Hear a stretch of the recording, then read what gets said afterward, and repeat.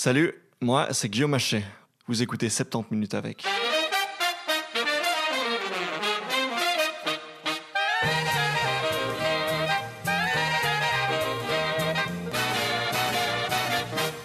Avec ce podcast, j'essaie de toucher à toutes sortes de sujets de société, y compris, souvent, des sujets que je ne maîtrise pas du tout.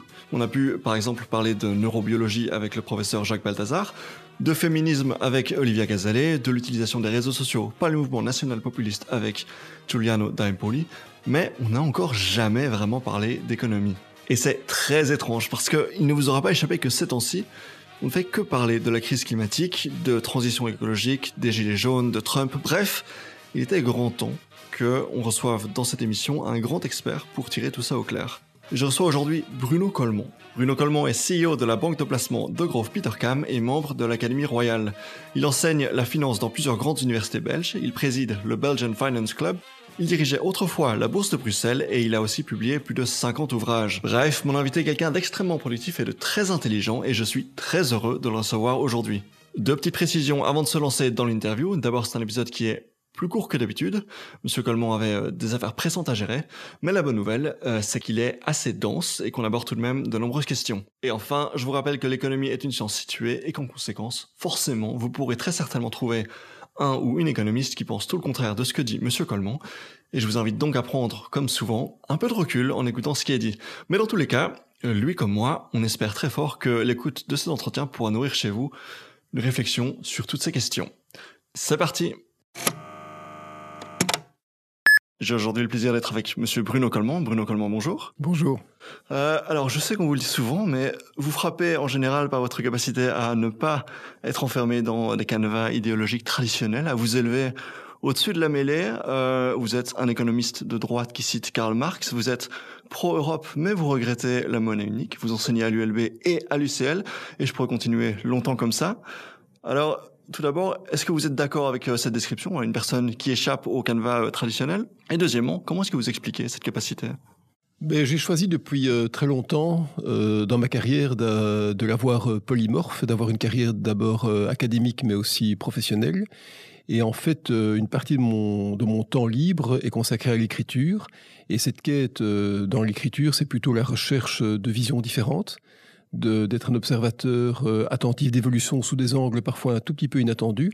Et je n'ai jamais eu envie d'être embarrassé d'un cadre dont j'aurais été affublé. Donc j'essaie d'avoir un esprit libre. Et c'est finalement ce que j'ai appris à l'ULB. J'ai appris à l'ULB la vision pragmatique et surtout inductive des choses. Et j'essaie de la transposer dans mon activité professionnelle et académique. Et donc, l'exemple qui frappe dans ce que j'ai listé, c'est notamment le fait que vous enseignez. Donc, on parlait de l'ULB, mais également à l'UCL, ainsi qu'à Vlerick, à Saint-Louis, et ainsi de suite.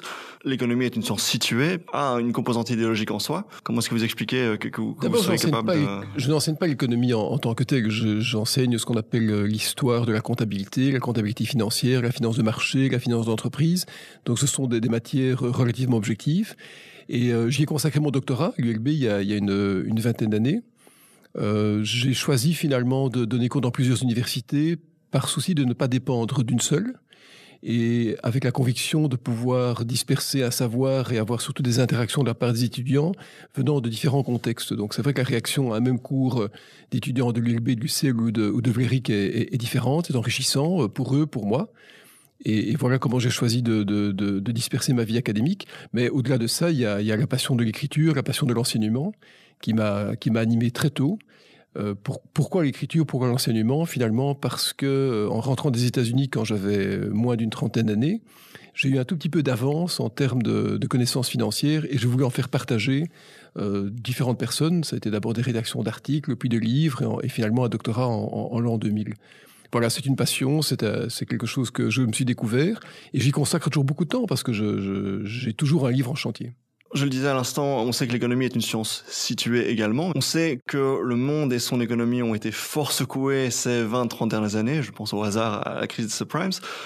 J'aimerais vous demander comment votre perception de l'économie a pu évoluer au cours de ces 20-30 dernières années. Elle a fortement évolué parce que j'ai été diplômé en 1984. C'était le début de la période néolibérale. Et donc, pour moi, comme pour mes condisciples d'université, c'était une évidence que le modèle américain présentait une supériorité en termes d'efficacité incontestable. Mais année après année, le temps s'écoulant, la maturité enflant, j'ai commencé à avoir un regard un tout petit peu plus critique sur les choses, peut-être plus tempéré aussi.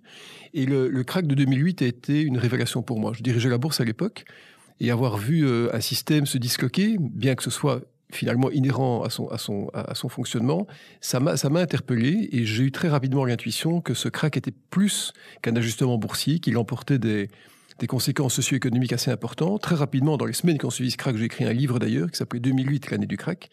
Et ça m'a conduit à élargir le cercle de mes référents, de rencontrer des ministres, des syndicalistes, des hommes politiques, de faire beaucoup de conférences, d'abord au titre de président de bourse, mais aussi au titre d'acteur, on va dire, modique de la vie économique. Et donc, j'ai, je crois, acquis une vision plus tempérée, plus large des choses. Donc, c'est le krach qui a été pour moi l'événement fractal, l'élément décisif dans l'évolution de la pensée. Et donc, aujourd'hui, vous n'êtes plus un grand partisan du capitalisme anglo-saxon néolibéral? Je suis un partisan du capitalisme. Je pense qu'il est quasiment l'ordre naturel, l'ordre marchand des sociétés. Mais par contre, ce qui m'apparaît aujourd'hui, c'est que le néolibéralisme, qui possède une teinte d'anti-étatisme, voire parfois d'anti-social-isme, ne me paraît plus adapté à la gestion des communautés européennes. Et je pense que nous avons tous été extrêmement influencés par ce modèle américain, promu lui-même par Hollywood et toute une série d'autres médias, sans se rendre compte qu'il était parfois en orthogonalité avec le modèle européen. Et l'histoire, finalement, c'est que le modèle américain, et j'en parle avec d'autant plus de candeur que ma grand-mère est américaine, que j'ai étudié aux États-Unis, que j'ai travaillé à New York, le modèle américain, en fait, est basé sur un phénomène qu'on connaît mal en Europe, qui est la mobilité des personnes. La mobilité est absolue, elle est consubstantielle au modèle américain, qui est un pays de pionniers, de découvreurs, hein, parti de l'Est vers l'Ouest. Ce sont des personnes qui sont en mouvement perpétuel. Il n'y a pas de tranquillité américaine, il n'y a pas de position stable. Tout doit être en mouvement, tout est fait pour mettre les personnes en mouvement. Et c'est quelque chose qu'on a beaucoup de mal à comprendre dans nos contrées. Alors que les États-providence, qu'on connaît en Europe depuis quasiment 2 siècles, parce que finalement les États-providence ont été les relais pour partie des États-nations, sont fondés sur l'immobilité du travail, puisque dans une vie, il y a une séquence d'abord de réception de biens sociaux, c'est par exemple l'enseignement. Il y a ensuite des périodes de cotisation, d'apport à l'État, on est débiteur de l'État, et puis on redevient un créditeur de l'État lorsqu'on bénéficie de retraite, de pensions, de soins de santé.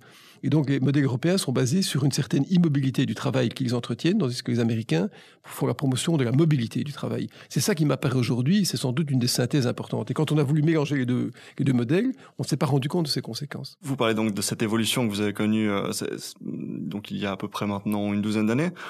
Vous êtes économiste, vous êtes banquier, vous êtes membre même président du Belgian Finance Club.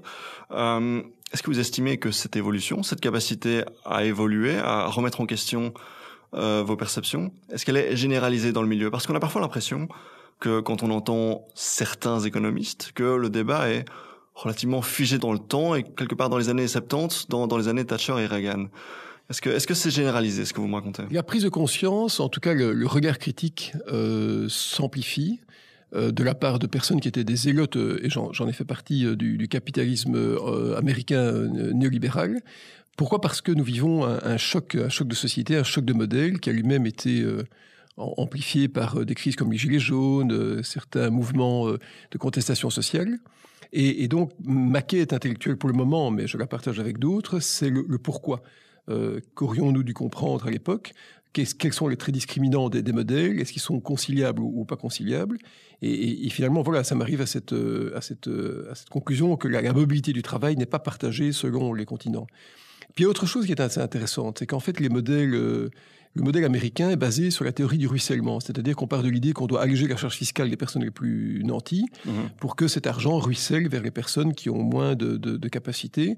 Trickle-down economics. Oui, trickle-down au travers, par exemple, de mise à l'emploi. Et donc, ça conduit à diminuer la pression fiscale sur les personnes qui ont des revenus les plus élevés. Nous avons un système tout à fait différent. Nous taxons de manière progressive la formation d'épargne. Pourquoi ? Parce que les modèles européens sont basés sur la solidarité, sur on va dire la juxtaposition de la contribution du travail et du capital. Donc, ce sont des modèles extrêmement différents. De plus en plus d'économistes aujourd'hui s'y intéressent. Piketty a fait partie des personnes qui ont interpellé l'opinion publique. J'allais le citer justement. Oui. Voilà. Et puis il y a surtout l'incontestable augmentation, pas tellement en Europe, mais beaucoup plus ailleurs, des inégalités sociales. Avec une économie de monopole, d'actionnaires d'entreprises monopolistiques qui sont devenus extrêmement riches par rapport au reste de l'humanité. Donc la configuration du monde a changé et ça va, je crois, créer des frictions sociales, des étincelles sociales qu'on voit déjà apparaître et certaines détonations qui deviennent audibles. Et donc ça suscite une interrogation, une prise de conscience. Thomas Piketty qui disait par exemple la discipline économique n'est toujours pas sortie de sa passion infantile pour les mathématiques et les spéculations purement théoriques et souvent très idéologiques au détriment de la recherche historique et du rapprochement avec les autres sciences sociales. Il a raison. Il y a eu toute une école d'économétrie qui s'est développée dans les années 50, 60, 70 et un peu plus tard. Et en fait, Thomas Piketty, contrairement à ce qu'on pense, n'a pas établi une théorie. Il a fait un travail statistique, qui est d'ailleurs quasiment incontestable. Et il a adopté donc une vision empirique, inductive des choses, plutôt que déductive. Je crois que son apport à la science économique est extrêmement important. Parce que finalement, les théories économiques sont rares. Hein. Je crois qu'il y en a eu deux essentiellement. Il y a eu Marx, il y a eu Keynes, il n'y a pas eu grand-chose d'autre. Et lui, en fait, il a remis les choses en perspective avec un travail qui est mathématique. Alors, je l'évoquais tout à l'heure, vous estimez que la monnaie unique dans l'Union européenne a été une erreur. Est-ce que vous pouvez nous en parler ? La monnaie unique, elle est. Donc, c'est un fait politique comme toute monnaie. Elle est là pour rester. Mais par contre, je crois que les conditions qui présupposaient son développement n'ont pas été réunies. C'est d'ailleurs la raison pour laquelle les unions monétaires durent un temps limité, 15-25 ans, ça dépend. Qu'est-ce qui s'est passé ? La monnaie unique est née de la réunification allemande. C'était une obligation imposée à l'Allemagne d'abandonner sa souveraineté monétaire pour recouvrer sa souveraineté territoriale. Et rapidement, différents pays se sont joints à cet effort de diplomatie, avec la conviction que si la monnaie était partagée, toutes les frictions qui étaient envisageables entre des pays, qui avaient conduit d'ailleurs à 2 conflits importants en Europe, disparaîtraient. Le problème, c'est que d'abord, nous n'avons pas d'institutions qui soutiennent suffisamment la monnaie unique. Et d'autre part, cette monnaie unique a été fondée sur la protection du capital et non pas la promotion du travail. C'est très important parce que ça veut dire que la monnaie a été érigée par un ensemble de principes visant au désendettement des États, à l'équilibre budgétaire, à manière telle que l'étalon monétaire garde son pouvoir d'achat et que le travail devienne un facteur d'ajustement. Et c'est d'autant plus paradoxal, voire singulier, que la monnaie unique avait comme condition préalable à son développement la libre circulation des personnes. Donc en fait, on a dû établir un postulat de libre circulation des capitaux et des personnes pour pouvoir avoir une monnaie unique. Mais malheureusement, on n'a pas obtenu la mobilité du travail qu'on aurait pu espérer. C'est pas parce que les personnes sont libres de circuler qu'elles circulent. Donc en fait, on a créé une monnaie qui était destinée à protéger le capital, une monnaie de thésaurisation, alors qu'en fait, cette monnaie aurait dû être fondée sur la mobilité du travail, qui a relevé plutôt de l'ordre du postulat que de la réalité constatée. Oui, donc vous n'êtes absolument pas en faveur, évidemment, du retrait de la monnaie unique, du retrait de l'euro. On observe un peu partout en Europe, par exemple en France, certaines voix qui s'élèvent pour un pédalage en arrière, un retour à l'ancienne monnaie. Votre vision du projet européen à ce stade, est-ce que vous êtes optimiste ? Est-ce que vous pensez que ça va bien se passer ? Ou est-ce qu'au contraire, vous êtes plutôt apeuré ? Comme d'autres, je suis interpellé. Je pense que la monnaie unique ne connaîtra pas dans les prochaines années de retour en arrière, parce que tout pays qui déciderait de s'en détacher, pays de la zone euro, vivrait un phénomène probable ou d'hyperinflation ou d'hyper-réévaluation de la monnaie, avec une pulvérisation du système bancaire et donc éventuellement des troubles sociaux. Donc aujourd'hui, on ne peut pas faire marche arrière. Et finalement, si on avait dû faire marche arrière, on aurait dû le faire dès le début et pas 20 ans plus tard. Maintenant, le projet européen, il est en péril. Des forces centrifuges sont constatées, ne sont pas centripètes. Et pourquoi ? Parce que l'idée d'avoir un modèle européen cohérent, qui avait pu prévaloir au moment de la chute du mur, est un postulat qui ne se vérifie pas. Donc la nature des orientations, des inflexions, politique est en train de se morceler. On voit d'ailleurs des courants qui correspondent aux vieux courants religieux. On voit des courants qui sont relatifs à l'inflexion socioculturels qui sont en train de se déployer. Et donc l'Europe devra se réinventer. Et finalement, la vision la plus homogène, la plus articulée a été celle qui a été formulée par Emmanuel Macron, qui avait vu en fait une Europe qui se construise par cercles concentriques, avec un degré d'échange et de facilitation qui soit d'autant plus important que les pays adhérents soient proches du modèle, du cœur de l'Europe. Et avoir le dernier cercle concentrique qui par exemple, qui contienne la Turquie et la Russie. Donc, un modèle un tout petit peu différent. On va devoir, je crois, composer avec des orientations différentes dans l'Union européenne. Oui. Vous évoquiez à l'instant cette idée qu'il y a des polarités différentes, notamment en ce qui concerne les héritages religieux, protestants et catholiques. Vous parlez, et vous avez beaucoup parlé dans les ouvrages, je pense, en 2013, des rapports différents à la dette et à l'économie selon ces héritages religieux et culturels. Il y a, on va dire, la fracture religieuse du XVIe siècle a été quelque chose qui était très très mal étudié, parce que dans les pays comme la Belgique d'obédience catholique, ça a été escamoté. Pourtant, c'est un fait majeur que j'ai revisité d'ailleurs sous l'angle de l'économie dans quelques ouvrages. Et on le sait, hein, la réforme luthérienne d'abord, calviniste aussi, a déthéologisé le temps, le rapport à la monnaie, a rendu théologiquement licite le taux d'intérêt. Et donc c'est cette réforme, plutôt calviniste que luthérienne d'ailleurs, qui a conduit à l'émergence du progrès. Max Weber, qui est un sociologue allemand, avait fait une thèse affirmant ou postulant que le contexte protestant avait créé une affinité favorable au développement du capitalisme. Je crois que sa thèse reste intéressante, mais que finalement, c'est plutôt le calvinisme qui partant de Suisse vers les Pays-Bas, l'Angleterre et ensuite les États-Unis, qui a permis de créer une certaine dynamique économique. C'est un phénomène qui doit être étudié parce que ça suppose que des rapports au temps différents ont dû être établis. Le modèle catholique étant plutôt un modèle qui part du passé vers le présent, avec le partage de ce qui a été accompli. Le modèle protestant et calviniste étant plutôt un modèle d'anticipation, conduisant d'ailleurs au développement des marchés financiers. Et donc, on remarque encore aujourd'hui, peut-être pas de manière aussi vivace qu'auparavant, que les pays les plus économiquement effervescents sont des pays protestants. On voit d'ailleurs maintenant évidemment la question de savoir est-ce que ces pays n'ont pas accueilli la réforme parce que cette réforme épousait un contexte préalable. C'est possible, hein. On sait que les États-Unis sont un pays d'industriels, le Royaume-Uni c'est plutôt un pays de courtiers, et donc il y a des différences, mais la réforme a certainement joué un rôle extrêmement important. Le signifiant de la monnaie est différent. D'ailleurs, dans les pays luthériens, et pas tous réformés, eh bien, comme l'Allemagne, la dette, ce n'est pas bon. La dette, c'est le péché, c'est la peine, c'est quelque chose qui doit être évité. Ça conduit à des économies qui ne veulent pas s'endetter de manière publique, tandis que les pays catholiques sont plutôt des pays au sein duquel la monnaie est utilisée pour établir les rapports sociaux.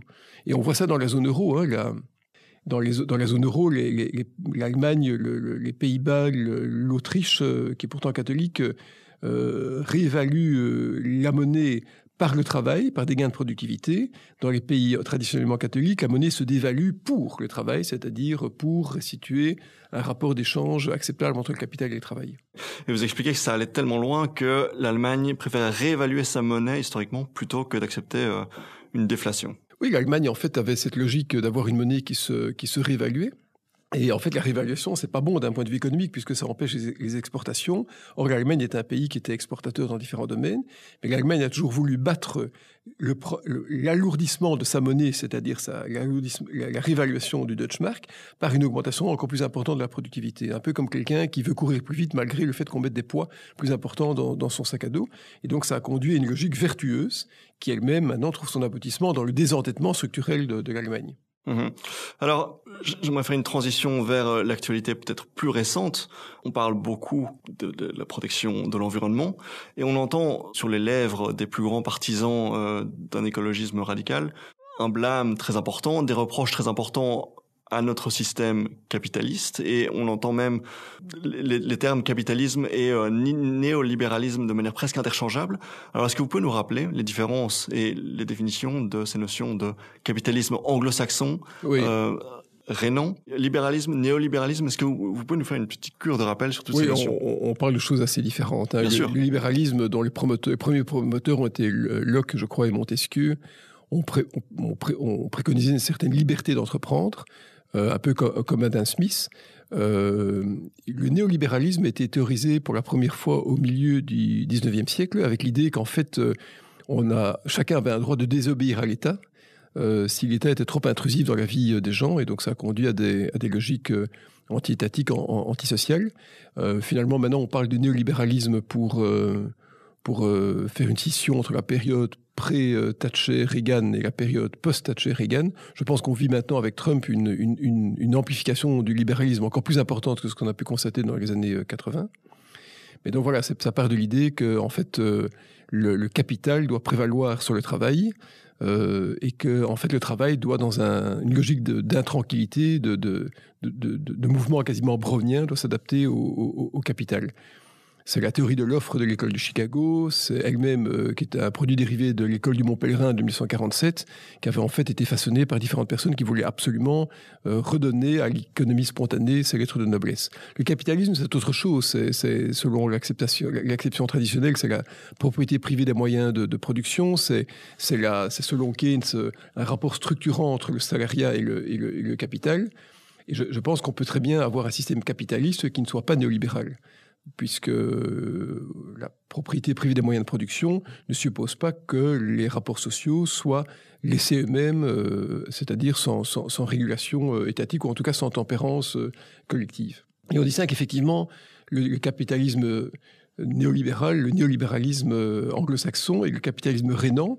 Rhénan, qui vient du Rhin, c'est en fait une école qui est elle-même fondée sur l'ordolibéralisme, théorie dans les années 30, qui partait de l'idée que l'économie devait avoir un certain degré de spontanéité, mais que tout cela devait être ordonnancé par des pouvoirs publics. C'est d'ailleurs un système dans lequel l'Allemagne est toujours maintenant immergée, avec on va dire une convergence d'intérêts entre le capital et le travail, dans un esprit qui lui-même, je crois, découle un tout petit peu du luthérianisme. Donc on parle de choses assez différentes. Et ce que nous n'avons pas compris en Europe, c'est ça le message le plus important, c'est que le néolibéralisme américain n'était pas cohérent avec la notion d'État-providence, État-providence essentiellement construit dans les années 40, dans la logique de Beveridge, cet économiste anglais qui en 42 ou 43 avait fait un rapport assez décisif. On a cru pouvoir bénéficier des avantages de la logique anglo-saxonne, américaine essentiellement, tout en gardant nos États-providence, mais finalement, ce n'est pas possible, puisque l'orthogonalité, l'antagonisme entre les deux, c'est la mobilité du travail, qui est exigée par le néolibéralisme américain et qui est en fait inhibée par l'État-providence. Donc, pour de nouveau citer Thomas Piketty, qui disait: si le retour sur le capital est, disons, 5% par an, alors que l'économie croît de, disons, 3% par an, c'est-à-dire que le capital s'accroît plus vite que l'économie, alors les détenteurs du capital s'approprient une part plus importante de l'économie chaque année, ce qui est recette de l'inégalité. Et donc on a, de nouveau, pour reciter ce discours montant chez les écologistes, dans le capitalisme, un rapport d'oppression inhérent et des inégalités inhérentes. Est-ce que vous êtes d'accord avec ça ? Oui, puisque le capital est plus... D'abord, le capital s'extrait du travail. Comme disait Karl Marx, le capital est un quantum, une partie de travail, et que dès que le capital s'est extrait du travail, il est plus mobile que le travail qui garde une certaine spatio-temporalité.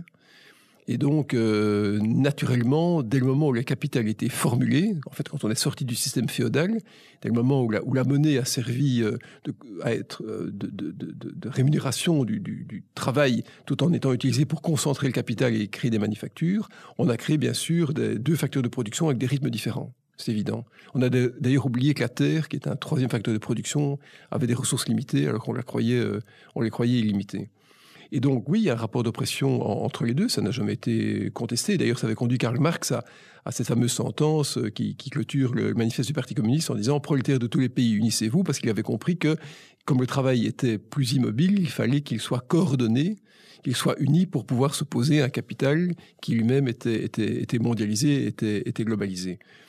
Et en fait, on sera toujours dans une domination du capital sur le travail pour cette question de mobilité accrue du capital par rapport au travail. Donc vous opposez à ce néolibéralisme une politique de grands projets industriels à l'échelle européenne, donc une politique plutôt keynésienne. Est-ce que vous l'observez aujourd'hui, cette politique keynésienne? Est-ce que vous l'observez en Europe, en Belgique, à l'échelle mondiale quelque part? Mais c'est-à-dire que bizarrement, la logique keynésienne est plutôt appliquée dans des pays qui se disent non keynésiens, c'est-à-dire le Royaume-Uni, on le verra bientôt, les États-Unis, où les investissements publics sont beaucoup plus régaliens qu'on ne peut l'imaginer, la Chine évidemment, tandis que dans les pays qui auraient dû pouvoir se prévaloir du keynésianisme, comme les pays d'Europe occidentale, on se rend compte que les investissements publics sont quasiment réduits à néant. Prenez le cas de la Belgique, qui représente à peu près 5% du budget de l'État, c'est-à-dire pas grand-chose. Et en fait, on devrait retrouver la logique keynésienne. Mais malheureusement, celle-ci est inhibée, est empêchée par les règles de fonctionnement de l'euro, qui ne font pas la distinction suffisante entre les dépenses d'investissement et les dépenses de fonctionnement, et qui interdisent aux États de s'endetter, malgré que le taux d'intérêt soit nul, voire négatif, pour mettre en œuvre des investissements productifs et créateurs d'emplois dans tous les domaines, que ce soit dans le domaine de la logistique, des transports, de la transition climatique. Donc en fait, on devrait retrouver Keynes, mais voilà, le problème, c'est que l'euro a créé une prison d'ailleurs en termes de postulats, en termes de comportement, qui malheureusement qui n'est pas adapté à la peine que l'économie doit subir pour le moment. Pour revenir sur la notion du climat, la question de la protection de l'environnement, il y a une question philosophique plus large qui est de savoir si le capitalisme est le système économique qui nous permettra d'affronter et de résoudre les problématiques qui sont liées à la sauvegarde de l'environnement. Est-ce que c'est le bon système? Oui, je pense qu'on a des défis climatiques, environnementaux extrêmement importants. On fait violence à la nature, finalement. Et ce qui pose problème, c'est que le coût des externalités, c'est-à-dire des dommages ultérieurs, n'est pas assez incorporé dans les prix de marché. Ce sera finalement la rareté des biens publics, de l'eau, de l'oxygène, qui vont entraîner des modifications du prix. Moi, je crois qu'il faut voir l'économie de marché et la vision étatique comme étant l'avers et le revers d'une même médaille, c'est-à-dire qu'il faut l'un et l'autre. D'ailleurs, Adam Smith, qui est le premier penseur du libéralisme économique, n'avait rien dit d'autre en insistant sur le rôle régulateur de l'État, qui doit jouer un rôle de tempérance par rapport aux forces furieuses du capitalisme. Donc je crois au capitalisme. Je crois que c'est une émulation, une innovation. Ça porte même la démocratie dans beaucoup de contextes, mais qu'il faut un État qui soit un contre-pouvoir dans le cas de dérapage. Alors, on parle de politique keynésienne, on parle d'un État-providence qui regagne une importance pour répondre à ces problématiques-là. Et donc, vous parlez à l'instant de démocratie. Ça demande des solutions intelligentes qui viennent du monde politique, qui sont soutenues par le peuple. Or, nous voyons ces dernières années une montée de populisme et de solutions très dangereuses qui sont présentées à la fois, donc soutenues à la fois par certaines parties de la population et certains politiciens. Ça traduit finalement un sentiment d'abandon de la part de ces populations. Oui, une fois qu'on est rentré dans une logique d'efficience des services publics, ça conduit à l'abandon de transports publics, à la précarisation des écoles. Ça soumet à tous ces biens publics à des logiques d'efficience et de rentabilité qui ne sont pas adaptées. Et finalement, on fait une erreur complète en croyant qu'un État se gère comme une entreprise. Et que l'entreprise, selon Schumpeter, et il a raison d'ailleurs, est à la recherche du monopole éphémère, tandis que l'État doit gérer des valeurs morales pour commencer et un certain apaisement social. Et en fait, le populisme, c'est quoi? C'est en fait la rancœur de populations qui, je crois en partie légitimement, se sentent abandonnées par les États qui ne les protègent plus. États qui sont eux-mêmes écartelés entre ces populations mécontentes et des marchés qui leur échappent. Et donc ça crée une tension très très importante avec un message qui finalement de la part de tous ces populistes est plus ou moins cohérent, qu'ils soient de gauche ou de droite, c'est-à-dire recouvrer des transferts sociaux, des biens publics de qualité, et en même temps malheureusement rendre l'économie un peu plus isolationniste, parce que bien sûr il y a cette phobie de la peur de l'étranger qui est invoquée. Mais on peut comprendre cette peur de l'étranger, alors que bien qu'elle ne soit économiquement pas justifiée, parce que quand on dit à un travailleur, tu sais, ton entreprise va déménager à l'autre bout du monde, c'est du capital qui s'exporte, il perd son travail, il a l'impression que si un étranger vient, il va aussi perdre son travail parce qu'il sera moins disant d'un point de vue social.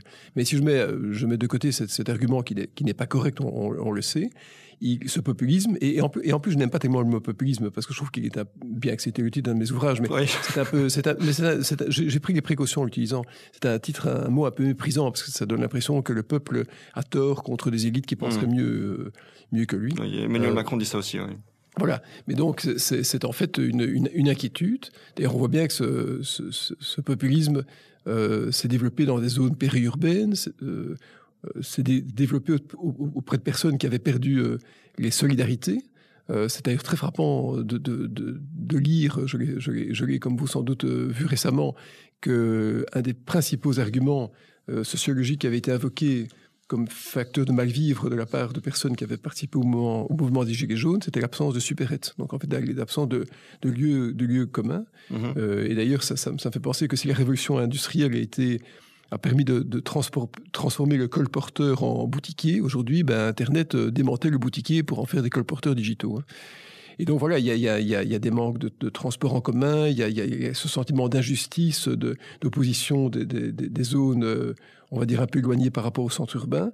Et tout ça, ça montre que l'État a un rôle à jouer, un rôle de tempérance, un rôle de développement économique, et qu'on ne peut pas uniquement soumettre un État à des normes d'efficience et d'efficacité capitalistes. Je le répète, on ne peut pas gérer un État comme une entreprise. Oui. Et vous expliquez justement dans ce dernier ouvrage que les réactions populistes dont nous parlions à l'instant et le capitalisme anglo-saxon, en fait, s'entretiennent. Ben oui, s'entretiennent, parce que le capitalisme anglo-saxon est un capitalisme d'exploitation qui veut absolument faire du travailleur, du consommateur, de l'homo economicus, un consommateur, c'est-à-dire quelqu'un qui va utiliser ses derniers euros dans un acte commercial. Tandis que le travailleur, épuisé par l'absence d'épargne et la fragilité de son pouvoir d'achat, est fâché contre les États qui ne le protègent pas. Et donc on a une triangulation malsaine entre, d'une part, un modèle économique qu'on veut imposer et qui relève, je disais, du néolibéralisme anglo-saxon, des États qui ne sont plus capables de protéger leur population et parfois qui ne le font pas assez, et ces mêmes populations qui sont elles-mêmes en amertume des biens sociaux qu'on leur a promis et qui ne sont sans doute pas honorés. Le projet européen, donc à l'échelle de l'Europe, qui est le fruit de réflexion des élites, qui est très abstrait, qui s'oppose finalement à une logique de l'humus des peuples, pour qui il est beaucoup plus logique d'aller vers une logique de nationalisme. Est-ce que, de par sa fragilité, la fragilité de ce projet européen qui n'est pas intuitif, est-ce qu'on ne va pas inévitablement vers un projet qui est amené à s'autodétruire ? Oui, la notion d'humus des peuples, ça vient d'une phrase que Stefan Zweig avait écrite en 1936. Je ne sais pas. Je ne sais pas dans quelle mesure le sentiment européen n'est pas un sentiment artificiel, qui est lui-même la résultante un sentiment construit, qui est la résultante du fait qu'il a failli faire la paix entre des pays qui partageaient des frontières communes.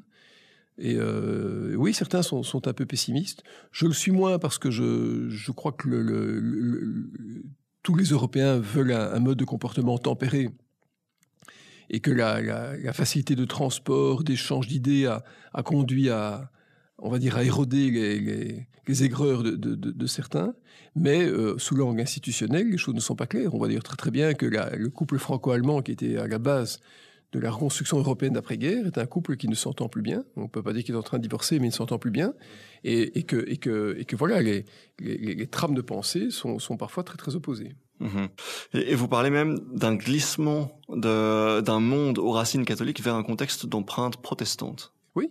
Le modèle néolibéral est de manière très très très lointaine d'obédience protestante, calviniste comme je le disais. Le modèle catholique qui a fondé l'État-providence est aujourd'hui fragilisé par ces courants de commerce. J'ai d'ailleurs consacré il y a quelques années un livre où je parlais de l'influence de Calvin sur l'économie européenne. Je le maintiens. Je crois que la réforme d'il y a 5 siècles est peut-être en train de revenir par un mode de pensée qui n'emprunte plus bien sûr le nom, mais qui est peut-être incontestable. Oui. Et donc, pour revenir sur cette polarité protestant et catholique, est-ce que ça explique en partie le rapport particulier qu'ont les Français à l'argent, à l'opulence ? Oui, sans doute. Le rapport à l'argent, c'est plutôt le rapport à la collectivité qu'à l'argent. Le signifiant de la monnaie est différent dans les pays réformés et les pays catholiques, mais il est évident que dans les pays catholiques, comme le riche ne pouvait pas plaire à Dieu, il fallait l'écarter, d'où la négation du taux d'intérêt, d'où la vision, on va dire, égalitariste de la société, dans certains pays protestants, mais qui ont dérivé de la réforme pour devenir beaucoup plus anglo-saxons, on promeut la richesse avec un système de pensée qui est très différent, absolument. Oui. Alors, nous allons bientôt devoir nous quitter, puisque vous êtes un homme très occupé. Quelques questions rapides pour clôturer.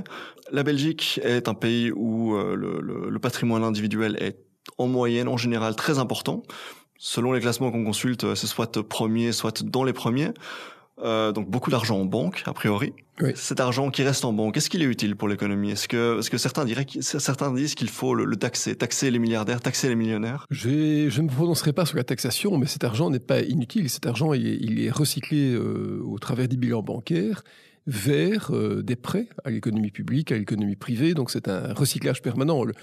Cet argent serait inutile, serait stérilisé s'il était investi par exemple sous forme de billets ou de lingots ou que sais-je, de manière improductive dans un coffre, ce qui n'est pas le cas. Donc il y a un roulement naturel de la monnaie, mais c'est vrai que ce roulement, mais ça c'est plutôt lié au contexte européen, au contexte qui frôle la récession, ce flux monétaire n'est pas utilisé de manière assez active. Donc il n'y a pas une traction naturelle de la demande et de l'investissement qui mettent en mouvement cette monnaie, mais donc la monnaie créée est recyclée, bien sûr, dans les bilans des banques et des compagnies d'assurance.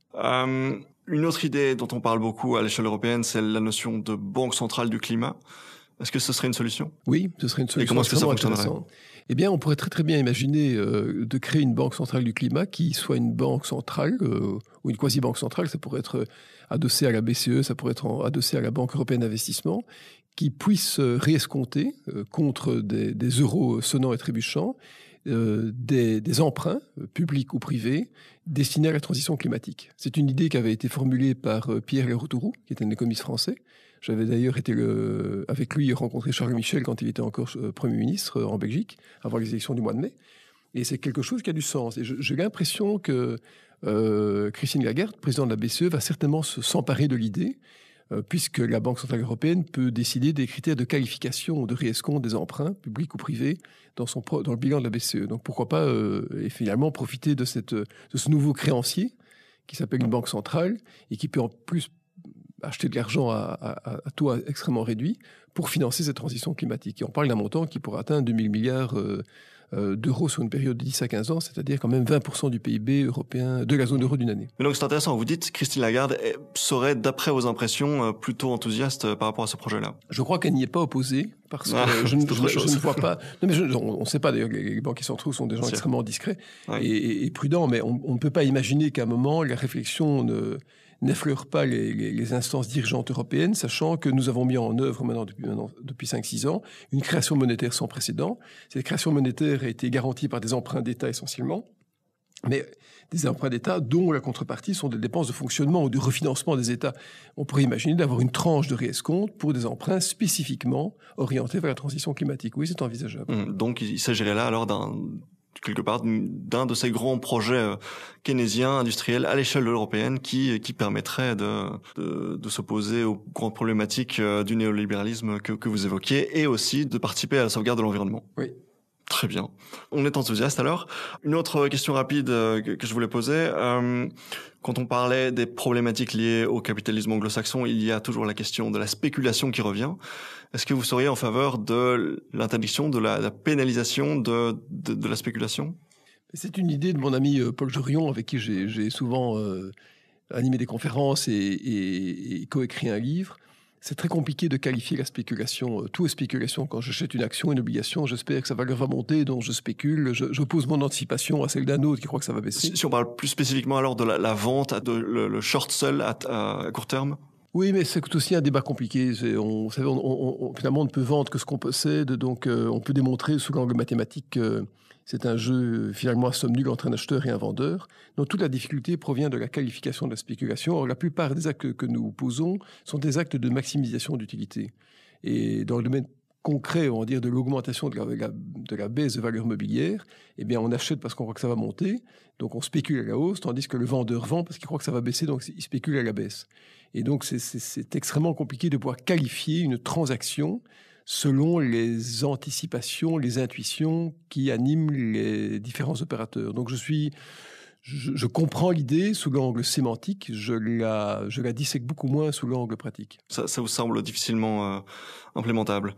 Bruno Coleman, merci beaucoup pour ces 40 minutes passées ensemble. Merci beaucoup. En tout cas, c'est un grand plaisir. Et puis, j'espère surtout que vos éditeurs auront envie de peut-être de s'informer, parce que le but n'est pas simplement de m'écouter, mais de susciter la réflexion, l'intuition, la contradiction, et j'espère que ces quelques propos vont essaimer et susciter, comme je disais, la curiosité. Merci beaucoup en tout cas. Merci beaucoup. Au revoir.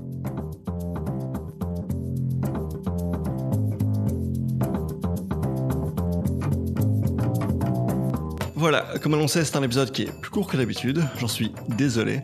N'hésitez pas à me dire ce que vous en avez pensé, pour ça vous pouvez me contacter via les réseaux sociaux, tous les liens sont dans la description. Et n'oubliez pas de parler du podcast autour de vous. À très bientôt, salut!